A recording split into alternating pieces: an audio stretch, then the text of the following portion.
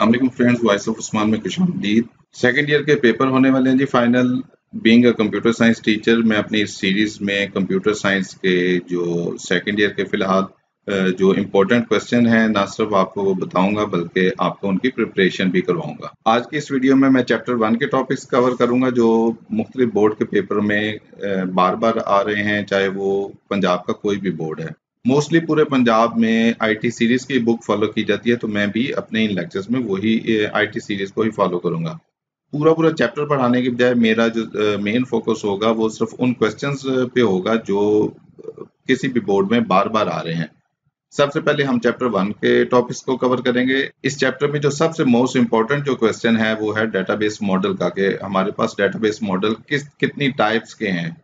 मैं एक बात यहाँ पे बताऊंगा कि डेटाबेस मॉडलिंग का क्वेश्चन चैप्टर 3 में भी है, वो भी काफी इंपॉर्टेंट है, लेकिन स्टूडेंट इसको मिक्स कर देते हैं। पेपर में डेटाबेस मॉडल का क्वेश्चन आया होता है, वो डेटाबेस मॉडलिंग का आ जाते हैं, तो आपने इस चीज का ख्याल रखना है। अब यहाँ आप स्क्रीन पर देख सकते हैं डेटाबेस मॉडल किस तरह से क्वेश्चन आ सकता है। Define database model, describe different types of database model. Database model basically है क्या कि आपका डाटा डेटाबेस के अंदर किस तरह से पड़ा हुआ है, किस तरह से ऑर्गेनाइज किया हुआ है।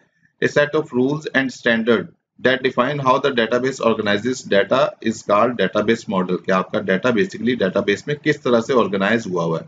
इसके बेसिकली हमारे पास 3 टाइप्स हैं जी। Hierarchical model, the hierarchical model arranges record in hierarchy like an organization chart. ये नीचे स्क्रीन पे भी आप देख सकते हैं, जिस तरह से किसी भी ऑर्गेनाइजेशन में होता है कि ऊपर एक मैनेजर है, मैनेजर के नीचे कुछ 4 असिस्टेंट मैनेजर हैं, उसके नीचे को और बंदे हैं, हायरार्की बनी होती है, एक बॉस, उसके नीचे कौन है, उसके नीचे कौन है।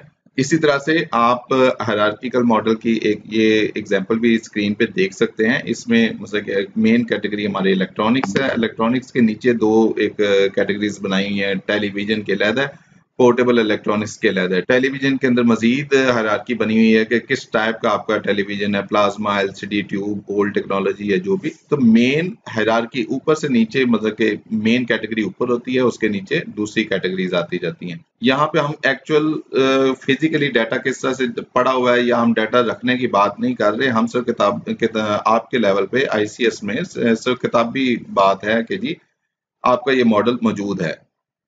इसमें होता क्या है, each record type in this model is called a node. यहाँ जैसे इस एग्जांपल में एंटिटी 1 है, 2 है, 4 है, 5, ये जितनी भी है ये एक नोड कहलाती है। सबसे ऊपर जो सबसे मेन जहां से काम स्टार्ट हो रहा है वो वाली एंटिटी को हम रूट एंटिटी कहते हैं।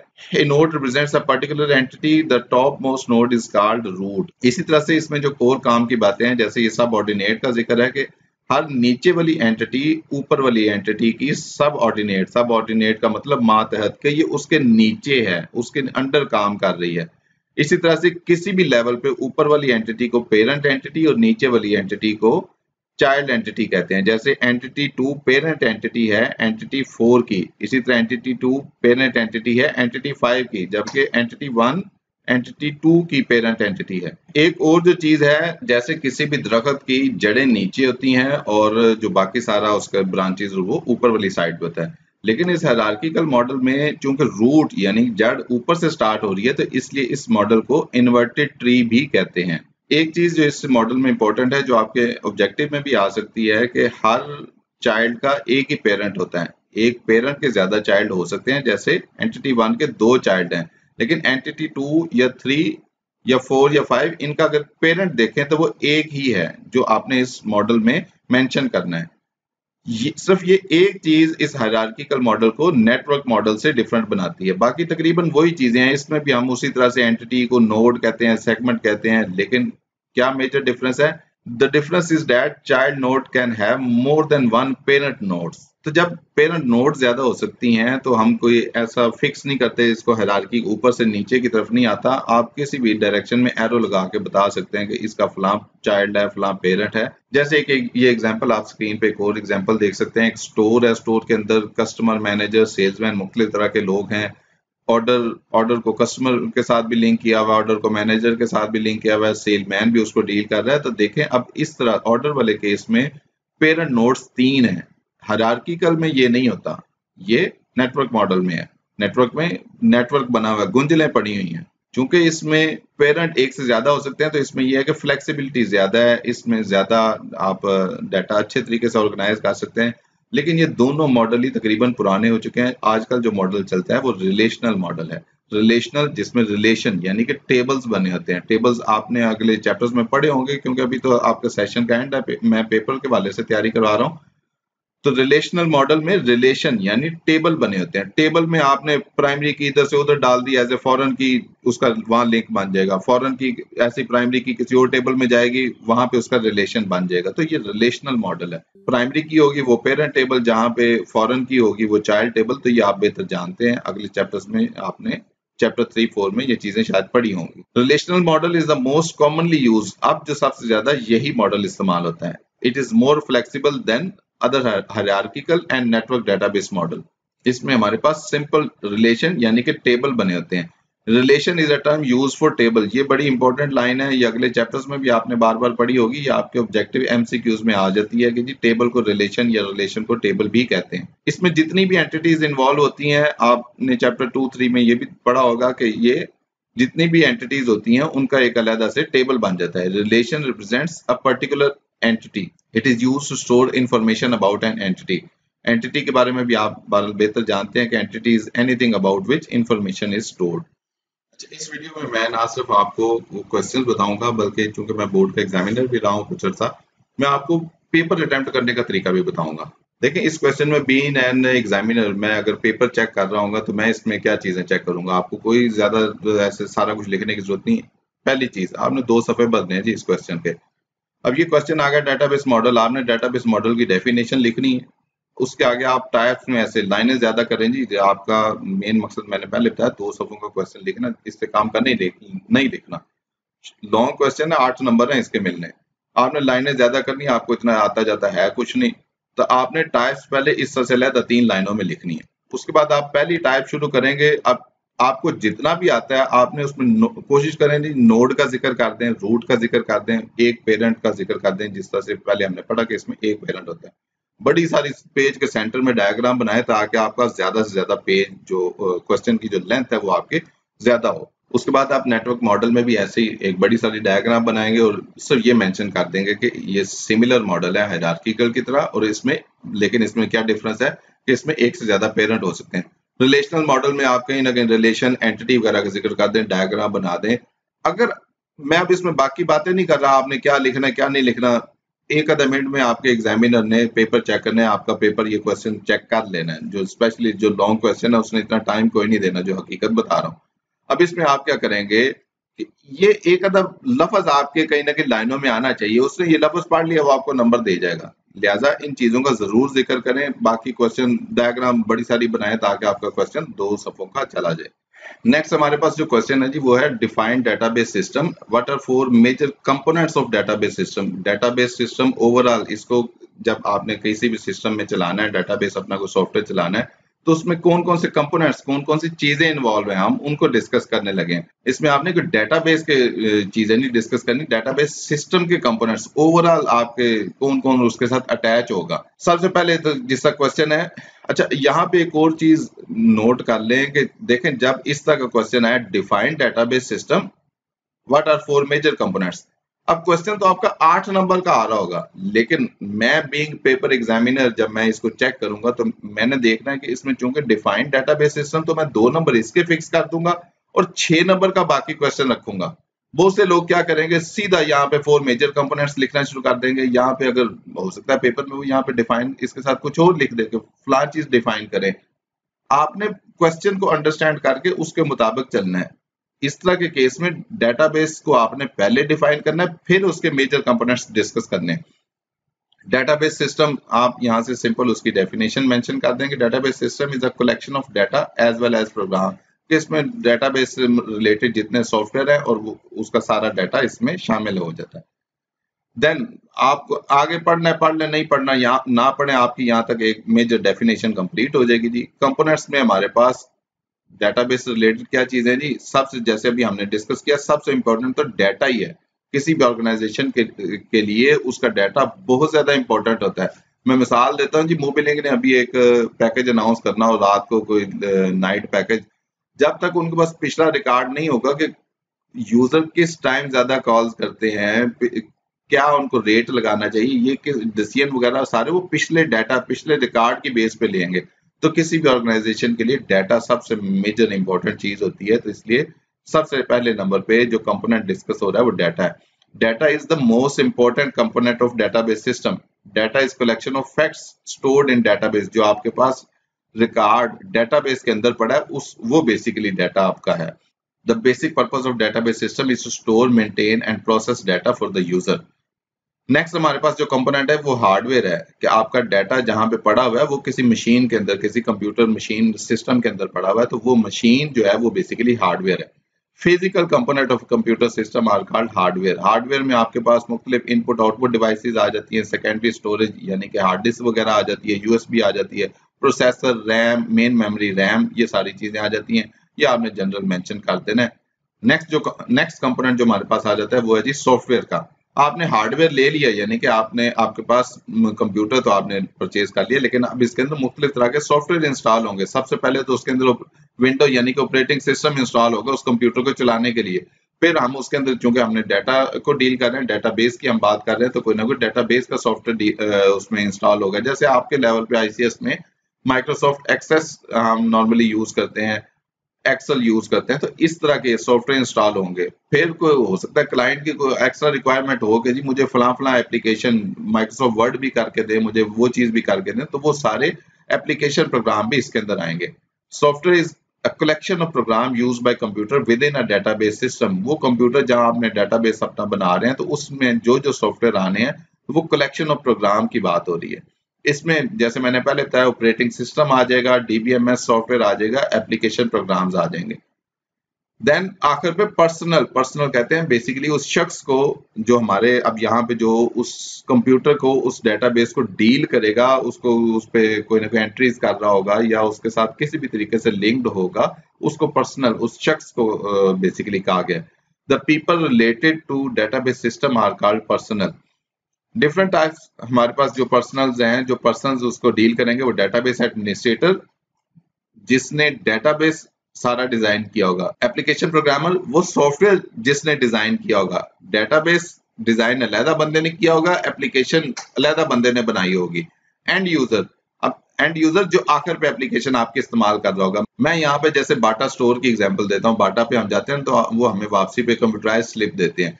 अब रिकॉर्ड उनका कहीं ऑनलाइन पड़ा होगा, यहाँ पे एक बंदा जो एप्लीकेशन इस्तेमाल कर रहा है वो एक अलहदा चीज है, एप्लीकेशन जिसने बनाई वो एप्लीकेशन प्रोग्रामर। रिकॉर्ड जहाँ पे पड़ा है उसको जो मेंटेन कर रहा है, उसकी जो सारा मेंटेनेंस दे रहा है वो है डेटाबेस एडमिनिस्ट्रेटर। उसी ने डेटाबेस डिजाइन किया होगा, वही उसकी मेंटेनेंस दे रहा होगा।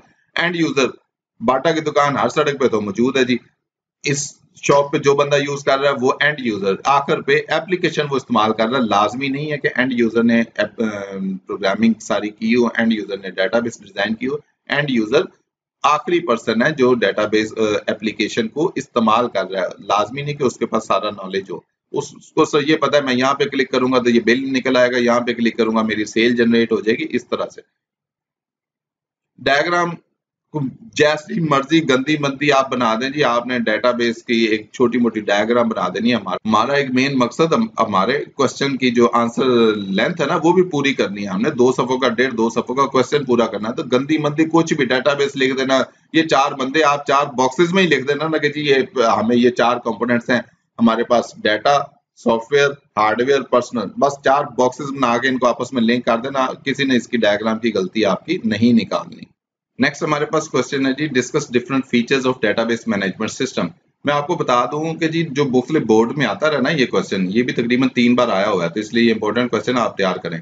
अच्छा, ये जो आता रहा ना इसमें हो सकता है वो सारे फीचर्स आपसे पूछ ले, हो सकता है वो आपको कहे 4 फीचर्स लिख दें, हो सकता है 3 फीचर्स लिख दें, हो सकता है आपको कहे 5 फीचर्स लिख दें।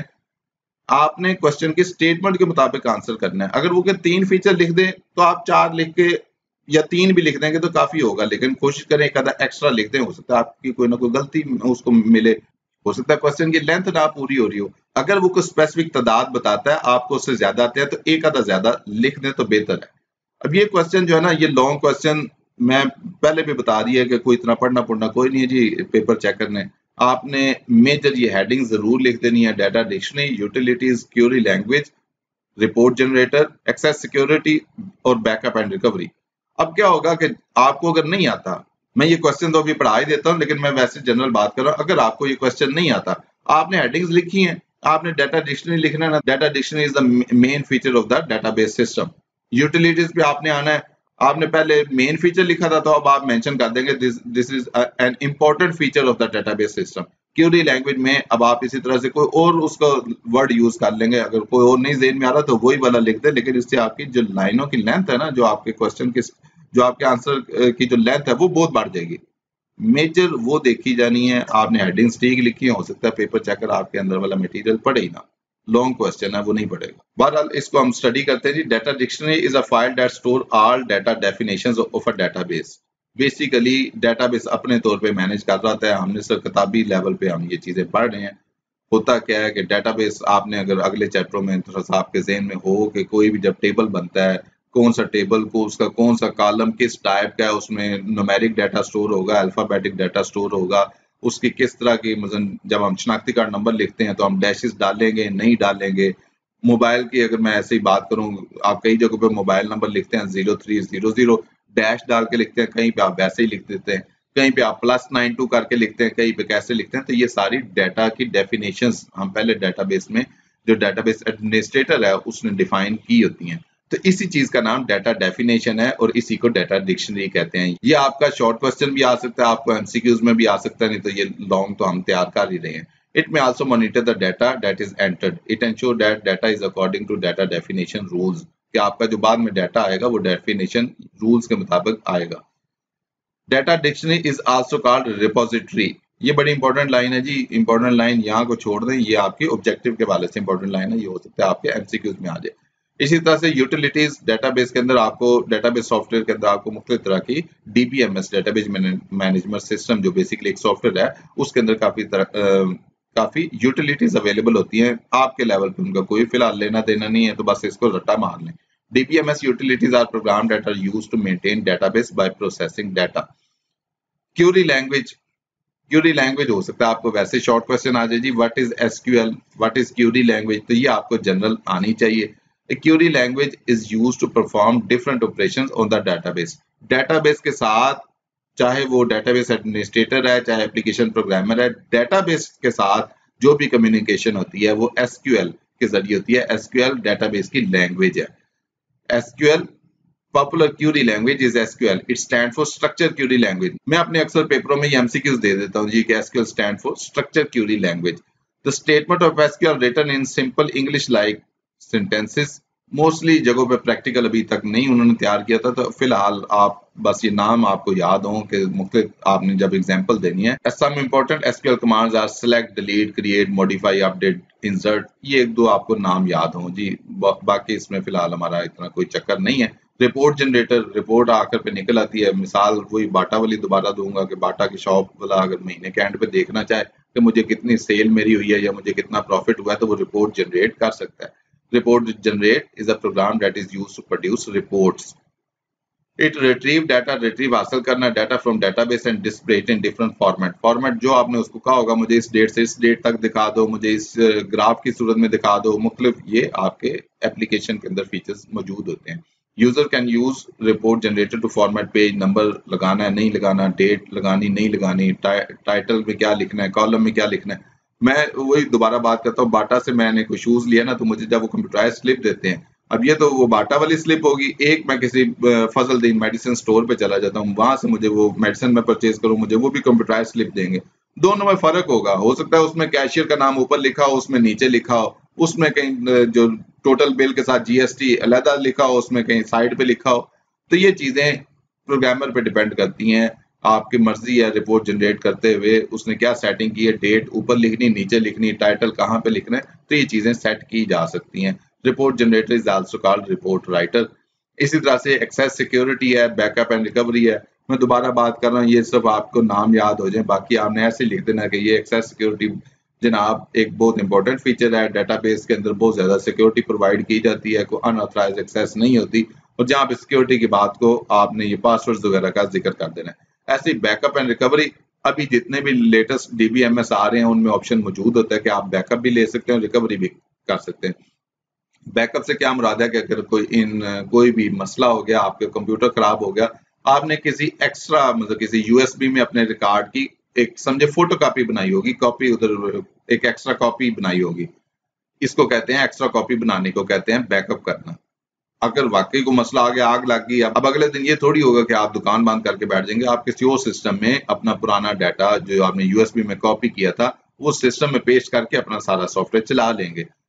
उस USB से डाटा वापस किसी और जगह कॉपी करने को, उसको इस्तेमाल करने को रिकवरी कहते हैं। तो अब जितने भी लेटेस्ट DBMS आ रहे हैं उनमें बैकअप और रिकवरी का ऑप्शन मौजूद होता है। एंड पे एक जो इसी तरह एक और इम्पोर्टेंट क्वेश्चन, ये भी 3 से 4 बार आया हुआ है। मैंने इन क्वेश्चन को उसी तरतीब से प्रायोरिटाइज किया है, जो सा जितनी ज्यादा दफा आया वो मैंने आपको पहले कवर करवाया है, फिर जो उसके बाद कवर करवाया वो उससे कम दफा आया है, ये थोड़ा उससे कम दफा आया, लेकिन ये बार बार रिपीट होने वाले क्वेश्चन है, इसलिए मैं आपको ये स्पेशली ये क्वेश्चन प्रिपेयर करवा रहा हूँ। What is database management system, discuss it's objective. यहाँ पे दोबारा वही बात, पहले डेटाबेस मैनेजमेंट सिस्टम की डेफिनेशन लिखेंगे, 2 नंबर अब इसके हो गए, ऑब्जेक्टिव डिस्कस करने के 6 नंबर होंगे। 8 नंबर के आप सोचे ना कि सर ऑब्जेक्टिव में लिखाऊंगा तो ऐसे नहीं होगा। अब आपको पहले इसकी डेफिनेशन लिखनी पड़ेगी। तो DBMS की definition, DBMS stand for Database Management System is a collection of program that are used to create, maintain and access database in a convenient कहते हैं आसानी के साथ, efficient मतलब एक अच्छे तरीके से, एफिशिएंट मैनर एक अच्छे तरीके से आसानी के साथ, जिसमें आप डेटाबेस बना सकें, क्रिएट कर सकें और उसको मेंटेन कर सकें। एक ऐसा सॉफ्टवेयर, एक ऐसा सिस्टम, उसको हम DBMS कहते हैं। DBMS uses database manager software to control the overall. ये आप ने लिखना लिखे, नहीं लिखना ना लिखे, आप यहाँ तक भी लिख दें कि आपके 2 नंबर की डेफिनेशन मिल जाएगी।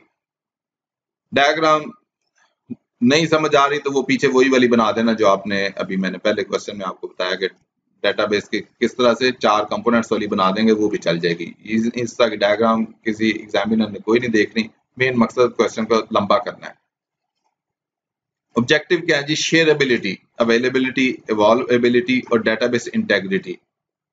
दोबारा वही बात, आप ये 4 पॉइंट लिख के अंदर 2-2, 3-3 लाइनें लिख देते हैं, आपको काफी हद तक चांसेस हैं जी 6 में से 4-5 नंबर तो वैसे ही मिल जाएंगे। अगर आपने बहुत अच्छा टू द पॉइंट लिखा क्वेश्चन की, आपकी लेंथ अच्छी है, तो आपको 8 नंबर मतलब जो 6 नंबर का ये वाला पोर्शन, तो इसमें से भी 6 नंबर वैसे मिल जाएंगे। और अगर आपने ऊपर ये डेफिनेशन भी लिखी है तो टोटल आपके 8 नंबर मिल जाएंगे, कोई इतनी परेशानी वाली बात नहीं है। मैं अगर पेपर चेक कर रहा होता तो मैंने ये 4 पॉइंट पढ़ने थे, मैंने अंदर एक लफ्ज नहीं पढ़ना था। चलिए जी, सबसे पहला पॉइंट डिस्कस करते हैं। Shareability and ability to share data is a fundamental objective of database management system. जिसका मैंने बार बार कहना, ये उसने बैग में लाइन लिखी है कि फंडामेंटल ऑब्जेक्टिव, जी ये बड़ा मेन ऑब्जेक्टिव है। आप यहाँ फंडामेंटल बुनियादी, आप यहाँ मेन लिख दें, इंपॉर्टेंट लिख दें, कुछ और लफ्ज लिख दें। Shareability means data is shared by different people at the same time. अब देखें यहाँ पे एक स्टाइलो हमारी जूतों वाली दुकान है, मैं यहाँ से जूता लेता हूँ और मैं जाके कुछ चेंज करवा लेता हूँ लाहौर से, क्योंकि रिकॉर्ड उनका एक जगह पे पड़ा हुआ है, तो शेयर हुआ है। इस बंदे को भी एक्सेस है, लाहौर वाले को भी एक्सेस है। वो हमें देख के बताते हैं जी ये जूता हमारी शॉप पे नहीं है, ये जो शूज आपने लिए हैं ये जी फलां आउटलेट पे पड़े हैं, ये साहिवाल में पड़े हैं, वहां से ले लें। रिकॉर्ड चूंकि एक जगह पड़ा हुआ है, शेयर हुआ है, ये भी देख सकता है, वो भी देख सकता है, तो इसको शेयरेबिलिटी कहते हैं। ये जो आप जितने भी डेटाबेस मैनेजमेंट है उसमें ये ऑप्शन होता है कि आप रिकॉर्ड शेयर कर सकते हैं। Different user can access this data from different locations, मुख्तलिफ जगहों पे बैठ के वो शेयर कर सकते हैं। इससे क्या होता है जी, कॉस्ट यानी कि जो आपका खर्चा है वो कम हो जाता है। डाटा कंसिस्टेंसी, आपका रिकॉर्ड एक जैसा रहता है। Availability means that user must be able to access the data in DBMS easily. Data should be available when and where it is required. ये वही तकरीबन शेयरेबिलिटी वाला पॉइंट है कि आपका डाटा अवेलेबल होना चाहिए। Evolvability, it means that DBMS should provide the facility to change the database due to increase in user requirement or change in technology. Evolve कहते हैं कोई चीज ऐसे बाहर को आ रही हो, इवॉल्व हो रही हो, तरक्की कर रही हो। अब तरक्की में इवॉल्व होने में, तरक्की होने में यहाँ क्या मुराद है कि देखें, एक यूजर ने आपको रिक्वायरमेंट दी कि यार मुझे ये ना एक ऐसा सॉफ्टवेयर बना दो जिसमें पहले यूजर का नाम पूछे, फिर उसका एड्रेस पूछे, फिर उसका जनाब और एंड पे सबमिट का बटन हो। महीने बाद वो आपको कहे नहीं यार मैंने तो यूजर का मोबाइल नंबर भी पूछना था, पहले वो नाम पूछे, फिर उसका मोबाइल नंबर पूछे, फिर एड्रेस पूछे। अब जब चेंज आ गई ना, तो अब डेटाबेस इतने मेच्योर हो चुके हैं, इतने एडवांस आपके सॉफ्टवेयर मौजूद हैं कि उसमें आप ये चेंजेस कर सकते हैं, उससे आपका पिछला रिकॉर्ड जाया नहीं होता। यूजर कोई चेंज आपको कहे तो आप कर सकते हैं। The change in database may occur in two ways. It may change by contents, by structure. It में चेंज बाय कंटेंट्स और बाय स्ट्रक्चर। आप पीछे पूरा स्ट्रक्चर चेंज करें या सामने वाला फ्रंट कंटेंट चेंज करें।